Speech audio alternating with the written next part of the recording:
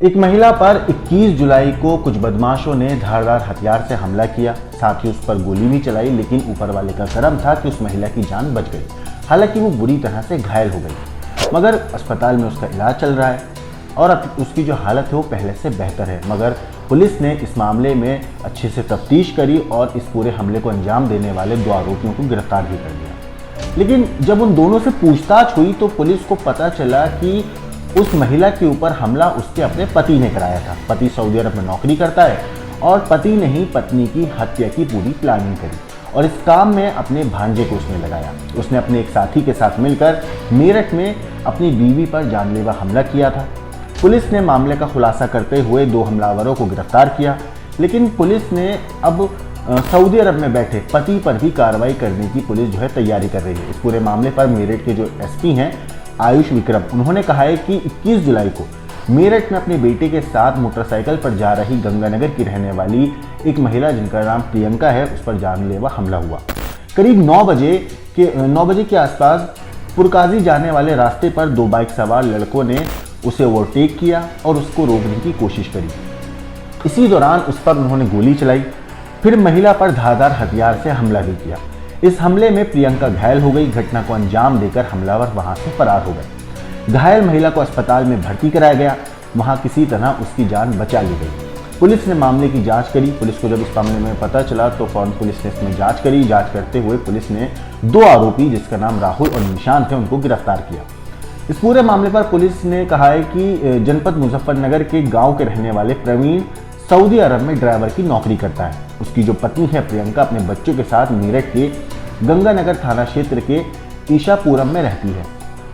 प्रवीण को अपनी पत्नी प्रियंका पर शक था और इसी वजह से इन दोनों में अक्सर विवाद होता था। फोन पर भी अक्सर लड़ाई होती थी और इसी साल मार्च में जब प्रवीण सऊदी अरब से भारत आया था तभी उसने अपनी पत्नी की हत्या करने की पूरी प्लानिंग कर ली थी और इसी के तहत उसने इस पूरे हत्याकांड को अंजाम देने के लिए 2 लोगों को हायर भी किया। इस पूरे हत्याकांड को तब तक अंजाम नहीं दिया उसने वैसे जब तक सऊदी अरब वो नहीं चला जाता, ऐसा उसने कहा भी था। इसी साल मार्च में जब प्रवीण सऊदी अरब से भारत आया था तभी उसने अपनी पत्नी की हत्या करने की पूरी प्लानिंग बनाई थी और तय किया कि इस हत्याकांड को तब तक अंजाम नहीं दिया जाएगा जब तक वो इंडिया से वापस सऊदी अरब नहीं चला जाता।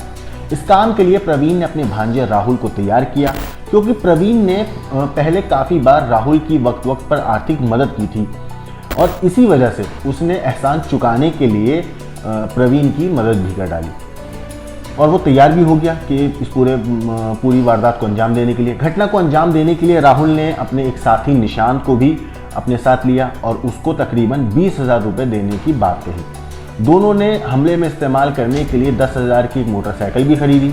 हत्या करने के लिए राहुल ने 2 तमंचे और 315 बोर का कारतूस भी खरीदे।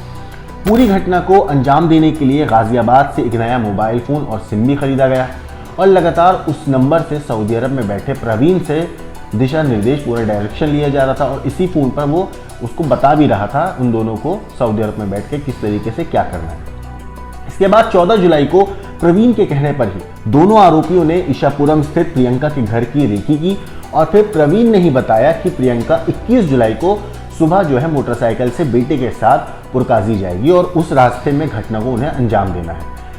इसके बाद राहुल और निशांत 21 को सुबह तकरीबन 6 बजे के आसपास उसके जाने के रास्ते की रेकी करने लगे। उसी वक्त सऊदी अरब में बैठा प्रवीण लगातार फोन पर पल पल की खबर ले रहा था, मगर जैसे ही सुबह 9 बजे और प्रियंका अपने बेटे के साथ पुरकाजी जाने वाले रास्ते पर निकली तभी दोनों आरोपी जो पहले से ही ताक में बैठे थे उन्होंने ओवरटेक किया और फिर राहुल और निशांत ने उनकी बाइक रोकने की कोशिश करी और उन पर गोलियां चलाई। हड़बड़ी में महिला के बेटे ने अपनी मोटरसाइकिल भगाने की कोशिश भी करी, लेकिन इस कारण पीछे बैठी प्रियंका जो है उसका बैलेंस बिगड़ गया और वो सड़क पर गिर गई। इस पूरी घटना के लिए जितने भी पैसा खर्च किया गया था उसकी पूरी व्यवस्था सऊदी अरब में बैठे प्रवीण ने ही की थी। पुलिस ने राहुल और निशांत को गिरफ्तार किया। उनके पास से 2 तमंचे, कारतूस और एक बलकटी बरामद भी हुई है। इतना ही नहीं, पुलिस अब प्रवीण पर भी शिकंजा कसने की तैयारी कर रही है।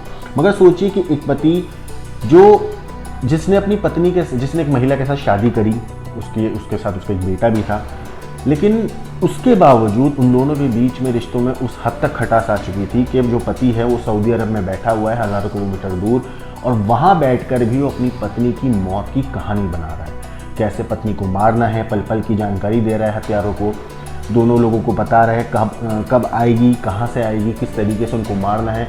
और जिस दिन मारने की प्लानिंग पूरी तैयार हो भी गई थी, उस दिन भी वो सऊदी अरब में बैठा हुआ पल पल की जानकारी ले रहा था। इस पूरे कहानी के ऊपर आपका क्या कहना है, क्या सोचना है, हमें कमेंट करके ज़रूर बताइएगा। अब इस पूरे मामले पर देखते हैं जो मेरठ पुलिस है, नोएडा यूपी पुलिस जो है मेरठ की, वो देखते हैं कि किस तरीके से प्रवीण को वापस हिंदुस्तान लाया जाता है। और अब इस पूरे केस में क्या अपडेट आएगी वो हम आपको ज़रूर बताएंगे। लेकिन इस पूरी कहानी के ऊपर आपका क्या कहना है, क्या सोचना है, हमें कमेंट करके ज़रूर बताइएगा। बाकी देश और दुनिया